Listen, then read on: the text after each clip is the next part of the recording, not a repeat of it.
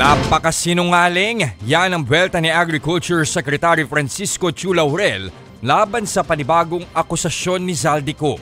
Pati ang First Lady nadamay na at kinonekta sa importasyon ng bigas at sibuyas. Narito ang report ni Kari Cator. Napakasinungaling talaga niya. Maanghang ang banat ni Agriculture Secretary Francisco Chu Laurel laban kay dating Ako Bicol Representative Zaldico. Sa video na inilabas ni Ko kahapon, idiniin niya si First Lady Liza Araneta Marcos sa issue ng pagtaas ng presyo ng bigas at sibuyas. Ayon sa kanya, hawak ng kapatid ng First Lady na si Martin Araneta ang onion importation. Kaya nang imbestigahan ng Kamara ang pagsipa ng presyo ng sibuyas noong 2022, tumawag daw ang First Lady kay nooy House Speaker Martin Romualdez para ipahinto ang investigasyon. Kaya walang natuloy at walang naparusahan. Dahil pala, kontrolado ng kapatid ng First Lady ang importasyon ng sibuyas. Ganyan din daw ang nangyari nang sumipa ang presyo ng bigas noong 2023. Ayon kay Ko, may ipinakita umanong confidential report sa House Committee on Agriculture si Chu Laurel. Nakasaad daw doon na hawak ni First Lady Liza ang rice importers. Kaya tumawag daw si Congressman Sandro Marcos noon kay Romualdez para ipatigil din ang investigasyon ng Kamara sa bigas sa utos daw ni Pangulong Bongbong Marcos. Magkasama kami ni Speaker Martin Romualdez nang tumawag si Congressman Sandro Marcos. Dumating din si Secretary Laurel Chu. Doon siya pinagalitan ni Speaker dahil inilabas niya ang confidential report na nagdidiin sa First Lady sa issue ng rice smuggling.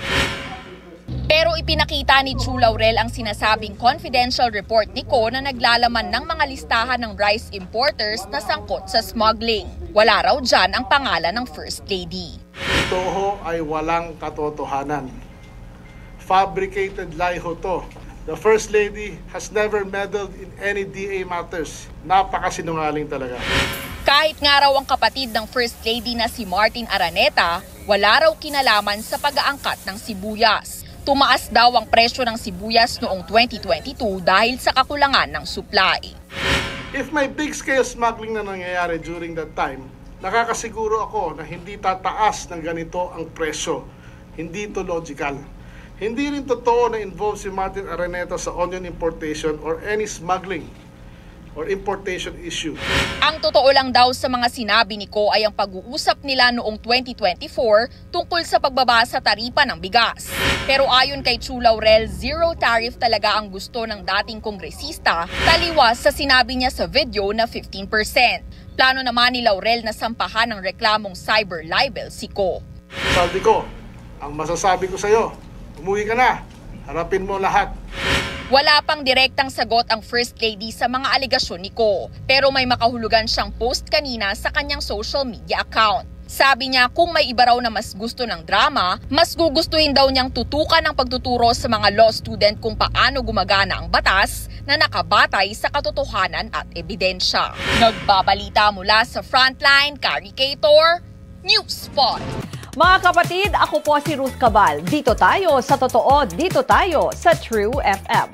Mag-follow at mag-subscribe din po kayo sa aming social media accounts at True Network PH. Diyan po yan sa aming X na dating Twitter, sa FB, sa Instagram, sa YouTube, sa TikTok at sa mga podcasts. At syempre, tutok din po kayo sa Signal True TV Channel 19.